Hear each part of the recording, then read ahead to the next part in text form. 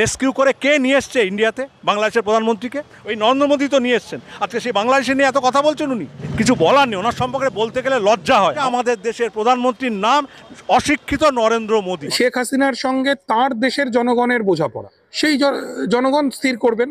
আমরা কেন মানে এর এই স্টেকটা, এই দায়টা আমরা কেন নেব? শেখ হাসিনা নিয়ে জটিলতা ক্রমশ বেড়েই চলেছে। শেখ হাসিনা ক্রমশই এক বোঝা হয়ে দাঁড়াচ্ছে। অন্যান্য গণহত্যাকারীরা বিভিন্ন জায়গায় পালিয়ে শেল্টার নিয়েছে, ভারতীয়রা চিরকালই তার নিন্দা জানিয়েছে, কিন্তু আজকের দিনে ভারতের চরিত্রটা একটু অন্যরকম। হাসিনার কি অবস্থা হয়েছিল, সেই অবস্থা হতে চলেছে নরেন্দ্র মোদী। প্রতিবেশী বাংলাদেশের সঙ্গে, যাদের সঙ্গে আমার ঐতিহাসিক সম্পর্ক, সেই বাংলাদেশ আমার কাছে প্রিয় না, হাসিনা প্রিয় হয়ে গেল। এটা মোদির মতো মানুষের পক্ষেই সম্ভব। আমার ট্যাক্সের টাকায়, আপনার ট্যাক্সের টাকায় অন্য একজন দেশের বিতাড়িত প্রত্যাখ্যাত এক মহিলা প্রধানমন্ত্রী ছিলেন, তিনি, তার ভরণ পোষণ ইত্যাদি কেন চলবে? যদি ভারত থেকে অবৈধ বাংলাদেশি অনুপ্রবেশকারীদের বিতাড়িত করতে চায়, তাহলে শেখ হাসিনাকে দিয়েই সে কাজ শুরু করা উচিত। আমরা আছে দুটো দেশের মধ্যে সম্প্রীতিটাকে কি করে বেশি করে গড়ে তুলতে পারি, তার বদলে আমরা নষ্ট করার জন্য চেষ্টা করছি। তার ইমিডিয়েট পদত্যাগ করা উচিত, এর থেকে বড় আর কিছু হতে পারে না। এবং পদত্যাগ না হলে উনি পালাক। সমগ্র ভারত জুড়ে নরেন্দ্র মোদীর পতন শুরু হয়ে গেছে। তবে কি এবার শেখ হাসিনাকে সাথে নিয়ে ভারত ছাড়বেন নরেন্দ্র মোদী? শেখ হাসিনাকে নিয়ে ভারতের জনগণের মধ্যে উত্তেজনা দিন দিন বেড়ে চলছে। একজন পলাতক প্রধানমন্ত্রীকে ভারতে আশ্রয় দেওয়ায় এবার মোদীর বিরুদ্ধে আওয়াজ তুলতে শুরু করেছে ভারতের জনগণরা। ভারতের জনগণরা বলছে শেখ হাসিনার মতো পরিণতি হতে যাচ্ছে নরেন্দ্র মোদীর। দর্শক, নরেন্দ্র মোদীর শেখ হাসিনার মতো পরিণতি হোক কারা কারা চান, আপনাদের মতামত অবশ্যই কমেন্ট করবেন। ভারতের জনগণরা বলছে নরেন্দ্র মোদী একজন মূর্খ প্রধানমন্ত্রী, তাকে প্রধানমন্ত্রী হিসেবে বলতে আমাদের লজ্জা হয়। তিনি বাংলাদেশ নিয়ে বিভিন্ন কথা বলেন, অথচ বাংলাদেশের পলাতক প্রধানমন্ত্রী শেখ হাসিনাকে রেস্কিউ করে ভারতে নিয়ে এসেছেন নরেন্দ্র মোদী। তার ইমিডিয়েট পদত্যাগ করা উচিত, এর থেকে বড় আর কিছু হতে পারে না। এবং পদত্যাগ না হলে উনি পালাক। যেভাবে আজকে নেপালের অবস্থা, যেভাবে বাংলাদেশ হয়েছে। আচ্ছা, আমার একটা কথা বলুন তো, বাংলাদেশ নিয়ে এত কথা বলছে, বাংলাদেশের প্রধানমন্ত্রী কোথায় আছে? রেস্কিউ করে কে নিয়ে এসছে ইন্ডিয়াতে বাংলাদেশের প্রধানমন্ত্রীকে? ওই নরেন্দ্র মোদী তো নিয়ে এসছেন। আজকে সেই বাংলাদেশে নিয়ে এত কথা বলছেন উনি, কিছু বলার নেই। ওনার সম্পর্কে বলতে গেলে লজ্জা হয়। আমাদের ভারতবর্ষের মতো এত বড় একটা দেশ, যার ইতিহাস এত বড়, সেই দেশের প্রধানমন্ত্রী নরেন্দ্র মোদী, তার সম্পর্কে দুটো কথা বলতে, আমার একজন অশিক্ষিত প্রধানমন্ত্রী সম্পর্কে কথা বলতে, আমি একজন ভারতীয় পশ্চিমবঙ্গের নাগরিক, কলকাতা ইউনিভার্সিটির সামনে দাঁড়িয়ে বলছি, কলকাতা ইউনিভার্সিটির আমি প্রাক্তনী হিসেবে আমার লজ্জা করছে। আমাদের দেশের প্রধানমন্ত্রীর নাম অশিক্ষিত নরেন্দ্র মোদী। নরেন্দ্র মোদী কি শিক্ষিত? আদৌ উনি পড়াশোনা করেছেন? উনি ট্রাম্পের সঙ্গে যখন কথা বলেন, কি ভাষায় কথা বলেন, এটা আমার খুব জানতে ইচ্ছা করে। উনি তো খালি হাসেন দেখি। আর সবথেকে বড় কথা হচ্ছে, যদি পড়াশোনা করেই থাকেন, কোন স্কুলে পড়েছেন, কোন কলেজে পড়েছেন, তার সার্টিফিকেটটা আমি দেখতে চাই। একজন প্রধানমন্ত্রী এবং আমি একজন নাগরিক, ভারতীয় নাগরিক হিসেবে আমার অধিকার আছে, আমার প্রধানমন্ত্রীর শিক্ষাগত যোগ্যতা কি সেটা আমার জানার অধিকার আছে। আমি জানতে চাই উনি কোন স্কুল, কোন কলেজ, কবে পড়েছেন এবং কোথায় পড়েছেন, এবং ওনার বন্ধুবান্ধব কারা। আমার অনেক বন্ধু আছে, স্কুলের বন্ধু আছে, কলেজের বন্ধু আছে। আমি জানতে চাই ওনার স্কুলের বন্ধুই বা কারা, কলেজের বন্ধুই বা কারা, বা পাড়ার বন্ধুরাই বা কারা। এটা আমার জানার ইচ্ছে আছে। চা বিক্রেতা নরেন্দ্র মোদী প্রধানমন্ত্রী হিসেবে শিক্ষাগত যোগ্যতা কি, এই নিয়ে আওয়াজ তুলছে ভারতের জনগণরা। শ্রীলঙ্কা, বাংলাদেশ, নেপালের পর এবার ভারতের জনগণের মধ্যে মোদী বিরোধী উত্তাপ হয়ে উঠেছে। ভারতীয়রা বলছে বাংলাদেশের জনগণ শেখ হাসিনাকে পালাতে দিলেও আমরা নরেন্দ্র মোদীকে পালানোর সুযোগ দেব না। জনগণের হাতে মোদীর বিচার হবে। হাসিনার কি অবস্থা হয়েছিল, সেই অবস্থা হতে চলেছে নরেন্দ্র মোদী। প্রধানমন্ত্রী যে সাহস থাকে, বলে 56 ইঞ্চি ছাতি আমার, ইমিডিয়েট পদত্যাগ করে গণতান্ত্রিক প্রতিনিধি, উনি প্রধানমন্ত্রী নন, চোরের প্রধানমন্ত্রী, চুরি করে প্রধানমন্ত্রী হয়েছেন, এটা প্রমাণিত। নির্বাচন কমিশনকে দলদাসে পরিণত হয়ে গেছে। তারা সম্পূর্ণভাবে আমরা দেখতে পাচ্ছি বিজেপির হয়ে কাজ করছে, বিজেপির দালালে পরিণত হয়ে গেছে।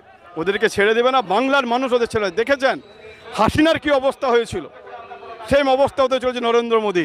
জনবিস্ফোরণ, জনগণ জেগে উঠেছে, যে কোনো সময় তাকে পালাতে হবে। কিন্তু বাংলার মানুষ হাসিনাকে পালাতে দিল, বাংলার ভারতবর্ষের মানুষ নরেন্দ্র মোদীকে পালাতে দেবে না। জনগণের আদালতে তার বিচার হবে, আমরা বিচার করবো তার। একদিকে ভারতে নরেন্দ্র মোদীর বিরুদ্ধে জনগণের প্রতিবাদ উত্তাল হয়ে উঠছে, অপরদিকে শেখ হাসিনাকে ভারতে আশ্রয় দেওয়াকে কেন্দ্র করে ভারত বাংলাদেশের সম্পর্ক দিন দিন অবনতি হচ্ছে। এই পরিস্থিতিতে শেখ হাসিনাকে ভারতের জন্য একটি জঞ্জাল হিসেবে মনে করছে ভারতের নাগরিকরা। শেখ হাসিনা নিয়ে জটিলতা ক্রমশ বেড়েই চলেছে। শেখ হাসিনা ক্রমশই এক বোঝা হয়ে দাঁড়াচ্ছে, যা ক্রমশ সত্যি হয়ে উঠছে। কিছু নাবালক অর্বাচীন মনে করেন যে ভারত শেখ হাসিনাকে আবার বাংলাদেশের ক্ষমতায় ফিরিয়ে দেবে, মানে আবার প্রধানমন্ত্রী শেখ হাসিনা। সেটা কিন্তু কোনোভাবেই হবার নয়। আজকের পৃথিবীতে সেই ক্ষমতা আমেরিকারও নেই।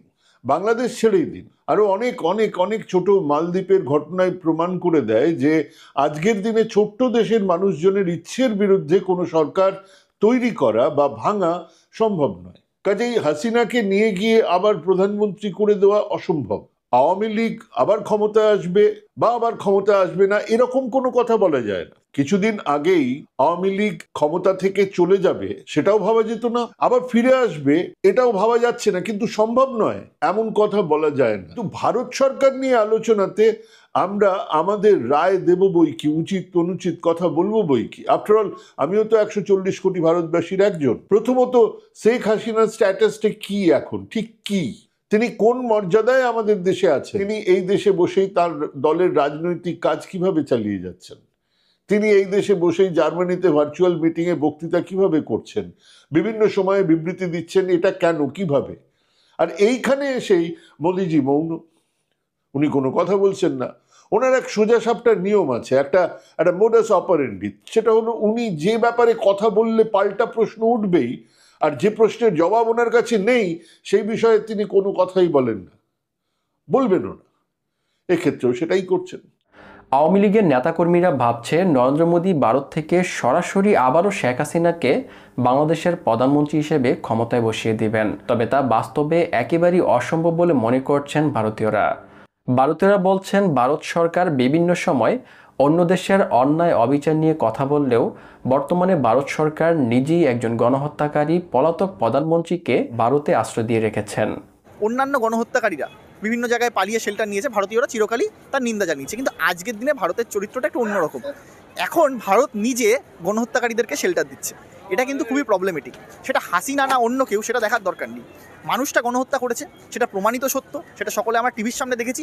আমরা দেখেছি যে আবু সঈদকে কীভাবে হত্যা করা হলো। সেই হত্যাকারীদেরকে ভারতবর্ষে রাখাটা ভারত রাষ্ট্রের একটি গঠিত অপরাধ বলে আমরা মনে করি। ভারতের ভূমিকা রাখা উচিত ছিল যে এরকম একজন মানুষকে বাংলাদেশের কাছেই রাখা, বা সে অন্য জায়গায় চলে গেলে চলে যায়। ভারতের এখানে নাক গলানোর কোনো উচিত ছিল না। আজকের দিনে দাঁড়িয়ে যদি বাংলাদেশ তাকে প্রত্যর্পণ করতে চায় তার মধ্যে কোনো ভুল নেই, কিন্তু ভারতবর্ষ এটা বাস্তবিক পরিস্থিতি যে ভারতবর্ষ তাকে প্রত্যর্পণ করবে না, কারণ তার চরমতম শাস্তি হতে পারে সেটা ধারণা করে। একটা জিনিস উল্লেখ করা প্রয়োজন, 2013 সালে এই হাসিনা ভারত ও বাংলাদেশের মধ্যে একটা প্রত্যর্পণ চুক্তিকে স্বাক্ষর করেছিল। কি স্বাক্ষরে সেখানে কি ছিল, যে ভারতবর্ষে যদি বাংলাদেশের কোনো অপরাধী পালিয়ে আসে তাহলে সেই অপরাধীকে ভারত বাংলাদেশ রাষ্ট্রের কাছে ফিরিয়ে দেবে। আজকের দিনে দাঁড়িয়ে হাসিনা কিন্তু তার নিজের তৈরি করা আইনকেই ভায়োলেট করছে, এবং হাসিনা বাংলাদেশের একজন অপরাধী, সে ভারতবর্ষে পালিয়ে রয়েছে এবং ভারত সরকার তাকে প্রত্যর্পণ করছে না। বাংলাদেশের অন্তর্বর্তীকালীন সরকার বারবার শেখ হাসিনাকে ফেরত চেয়ে ভারত সরকারের কাছে চিঠি দিলেও সাড়া দেয়নি ভারত সরকার, যার ফলে বাংলাদেশের সাথে ভারতের সম্পর্ক দিন দিন অবনতি হচ্ছে। ভারতীয়রা বলছে বাংলাদেশের একজন গণহত্যাকারী প্রধানমন্ত্রীর দায় কেন ভারত সরকার নিচ্ছে? শেখ হাসিনার জন্য বাংলাদেশের কোটি কোটি বাঙালির সাথে ভারতের সম্পর্ক কেন নষ্ট করছেন নরেন্দ্র মোদী? এই নিয়েও কথা বলতে শুরু করেছেন ভারতীয়রা। বাংলাদেশের জনগণ যেই ভদ্রমহিলাকে কার্যত উৎখাত করে তাড়িয়ে দিল, একটা গণহত্যাকারী ভদ্রমহিলা, যিনি পরপর 3টে নির্বাচনে ভোট চুরি করে, ভোট লুট করে সরকারে এসেছিলেন, তার দায়টা আমরা ভারতীয়রা কেন নেব? তার জন্য আমরা কেন কোটি কোটি বাংলাদেশি মানুষের কাছে কেন আমরা ভারত বিদ্বেষের চাষ করব? আমরা তো এটা করতে পারি। শেখ হাসিনার সঙ্গে তার দেশের জনগণের বোঝাপড়া, সেই জনগণ স্থির করবেন। আমরা কেন, মানে এই স্টেকটা, এই দায়টা আমরা কেন নেব? যার বিরুদ্ধে ইন্টারন্যাশনাল কোর্ট অফ জাস্টিস গণহত্যার মামলা, যার বিরুদ্ধে গোটা বিশ্বে যিনি ধিকৃত এই মুহূর্তে দাঁড়িয়ে, তাকে আমরা সেভ করতে যাব কেন? আমরা কেন পাশের বাড়ির জানলা দিয়ে নাক গলাবো? পাশের বাড়ির মধ্যে ধরুন স্বামী স্ত্রীর মধ্যে ঝামেলা হচ্ছে, আপনার কি রুচি যে আপনি তার মধ্যে নাক গলাবেন এবং গিয়ে স্বামীর বা স্ত্রীর পক্ষ নিয়ে অন্য পক্ষের গাল খাবেন? আমরা কেন খাবো?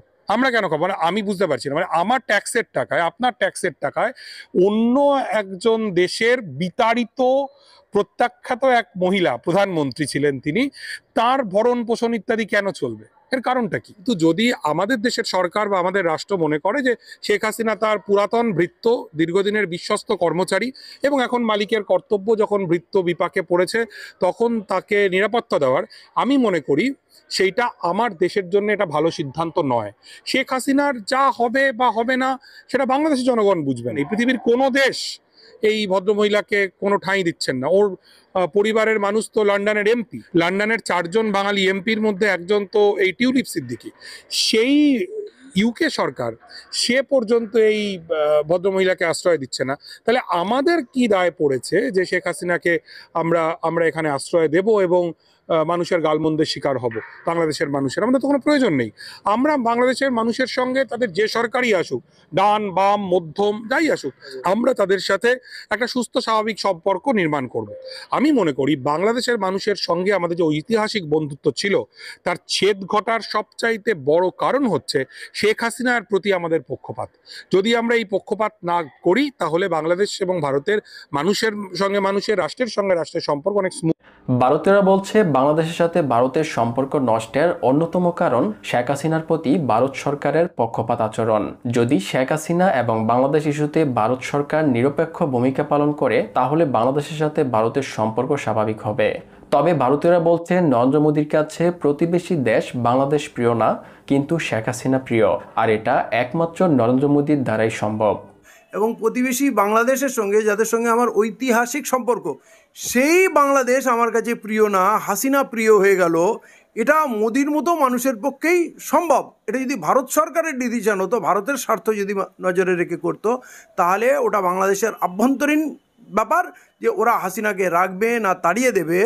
আমরা যেমন ভারতের অভ্যন্তরীণ বিষয়ে অন্য দেশ মাথা গলা পছন্দ করি না, সেরকম বাংলাদেশের কে প্রধানমন্ত্রী হবে, কে শাসক হবে, কে রাষ্ট্রপতি হবে, এটা বাংলাদেশের মানুষ ঠিক করুক না, আমরা তাদের মাঝখানে পড়বো কেন? আর বাংলাদেশ যখন তাদের ওই প্রধানমন্ত্রী হাসিনাকে উৎখাত করলো বা পালিয়ে আসলো, তাকে যখন পৃথিবীর কেউ জায়গা দিল না, পৃথিবীর অনেকগুলো ইসলামিক রাষ্ট্র আছে, ইউরোপিয়ান কান্ট্রি আছে, প্রচুর দেশে হাসিনা ভ্রমণ করেছে, সম্মানিত হয়েছে, কিন্তু যতক্ষণ সে বাংলাদেশের প্রধানমন্ত্রী ছিল প্রধানমন্ত্রী হিসাবেই তার সম্মান হয়েছে। ভারতবর্ষ হাসিনাকে মর্যাদা দিয়েছে, অভ্যর্থনা জানিয়েছে বাংলাদেশের প্রধানমন্ত্রী হিসাবে, কিন্তু সেই পলাতক প্রধানমন্ত্রী যখন গণহত্যাকারীর তকমা নিয়ে ঘুরে বেড়াচ্ছে, তাকে মোদী সরকার কেন ভারতবর্ষে পুষে রেখেছে? এতে বাংলাদেশের মানুষের আক্রোশ বাড়ছে ভারতের প্রতি, কারণ বাংলাদেশের মানুষ তো হাসিনার বিরুদ্ধে। অতএব সেই হাসিনাকে যদি ভারতবর্ষের সরকার বা মোদী সরকার পুষে রাখে, এতে বাংলাদেশের সঙ্গে সম্পর্ক ছিন্ন হচ্ছে। হাসিনা একদিন থাকবে না, মোদী একদিন থাকবে না, আমি আপনি থাকবো না, কিন্তু ভারতবর্ষ থাকবে, বাংলাদেশ থাকবে। এবং বাংলাদেশের সঙ্গে যে আমাদের ঐতিহাসিক সম্পর্ক এবং আদান প্রদান, কৃষ্টি কালচার এবং স্ট্র্যাটেজিক আমাদের বন্ধু, আমি সামরিক দৃষ্টিভঙ্গি থেকে বলছি, অর্থনৈতিক দৃষ্টি থেকে বলছি, সেই সব জলাঞ্জলি দিয়ে হাসিনার কাছ থেকে ভারতবর্ষ কী পাবে, কেন তাকে পুষে রেখেছে, আমার মাথায় ঢুকছে না। হাসিনা আজকের দিনে জঞ্জাল ছাড়া কিছু না, বরঞ্চ ক্ষতি। বাংলাদেশের সঙ্গে সম্পর্ক খারাপ হচ্ছে, ব্যবসায়িক লেনদেন আমাদের ক্ষতি হচ্ছে, ব্যবসা অনেক কমে গেছে, বাংলাদেশিদের আসার ক্ষেত্রে ভারতবর্ষ অনেক রেস্ট্রিকশান দিয়েছে, তাদের ভারতবর্ষের অনেক, বিশেষ করে পশ্চিমবঙ্গের ব্যবসা বিশালভাবে মার খাচ্ছে। মানে ক্ষতি ছাড়া কিচ্ছু লাভ নেই। কিন্তু এরা তো মাথা মোটা, এরা নিজের দেশের গত 10 বছরে যে ক্ষতি করেছে, একটা প্রতিবেশী তো আমাদের সঙ্গে নেই। নেপাল হিন্দু রাষ্ট্র ছিল, সে আজ আমাদের বন্ধু না। শ্রীলঙ্কা বন্ধু না, মলদ্বীপ বন্ধু না, পাকিস্তান চিরশত্রু, চায়নার সঙ্গে যুদ্ধ লেগে আছে, প্রায় আমরা যুদ্ধ করছি না বলে। তো হাসিনা জোর করে বহুদিন ক্ষমতায় বসেছিল, ভোট করতে দেয়নি, এবং সেই ব্যবস্থাপনায় ভারতবর্ষের সরকারের একটা বড় ভূমিকা ছিল, তাকে সাহায্য করেছে, সমর্থন করেছে। অতএব যখন রাগ হাসিনার উপরে, হাসিনার পিছনে যারা থাকবে তারপরেও রাগ থাকবে, এবং সেই বিদ্বেষটাকে আমরা বাড়িয়েই চলেছি এবং ওপেন করে দিয়েছি। হাসিনাকে তুলে আনার পর, তাকে সুরক্ষা দেওয়ার পর এটা পরিষ্কার হয়ে গেছে এই ভারত সরকার হাসিনার পিছনে। অতএব বাংলাদেশিরা যখন হাসিনার শত্রু, তাহলে ভারতবর্ষেরও শত্রু হয়ে যাচ্ছে, এবং এই শত্রুতা বেড়েই চলেছে। সেটাকে প্রশমন করার, সেটাকে কমিয়ে আনার ভারত সরকারের কোনো পরিকল্পনাই নেই, কোনো রাস্তা খুলতে পারছে না। বিঘ্নিত কিয়া প্রায় ভেঙে পড়েছে।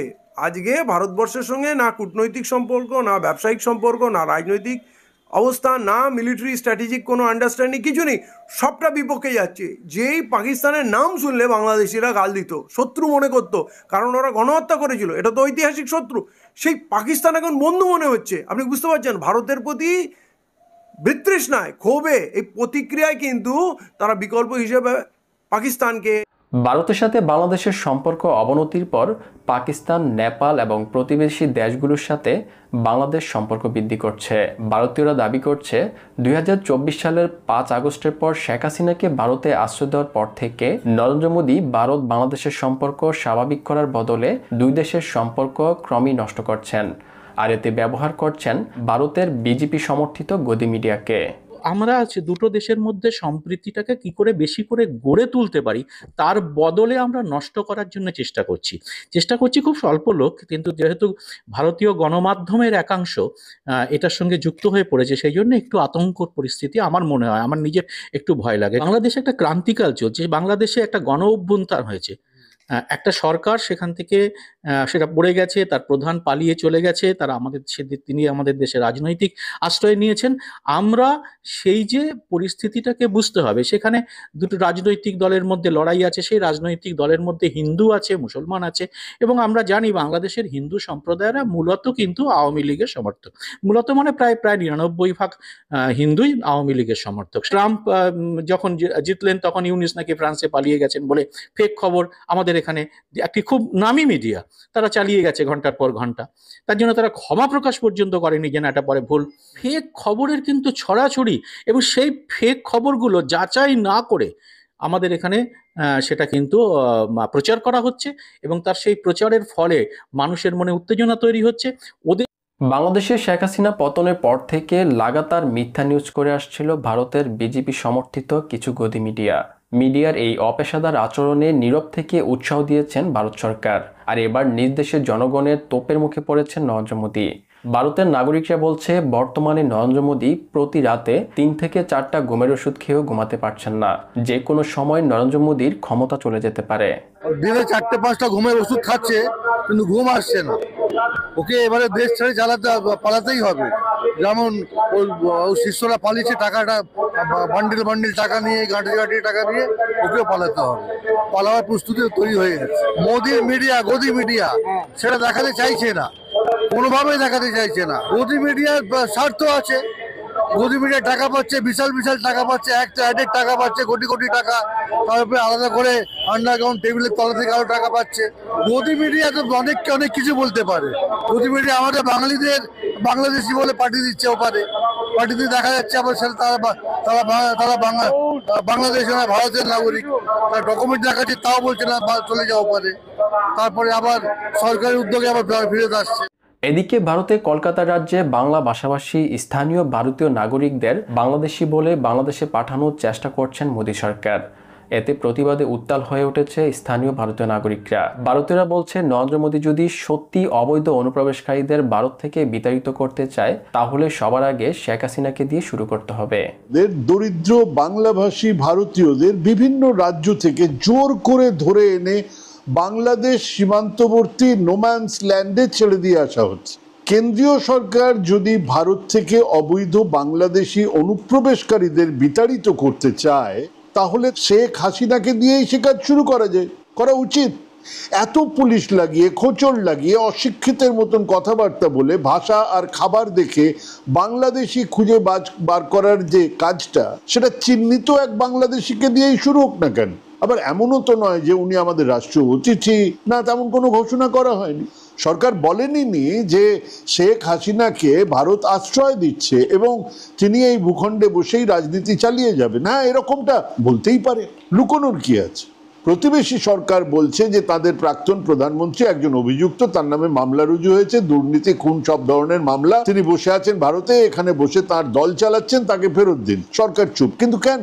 একদিকে পশ্চিমবঙ্গের বাঙালি, অসম, ত্রিপুরার বাঙালিদের ধরে ধরে বাংলাদেশি বলে পেল অর্ডারে করে ছুঁড়ে দেওয়া হচ্ছে, সেখানে চিহ্নিত বাংলাদেশিদের অবৈধ আশ্রয় দিয়ে রাখা হয়েছে। শেখ হাসিনার নিজের দেশে যার বিরুদ্ধে গণ আন্দোলনের সময় গণহত্যা চালানো, মানবতা বিরোধী অপরাধের মতন গুরুতর অভিযোগ উঠেছে।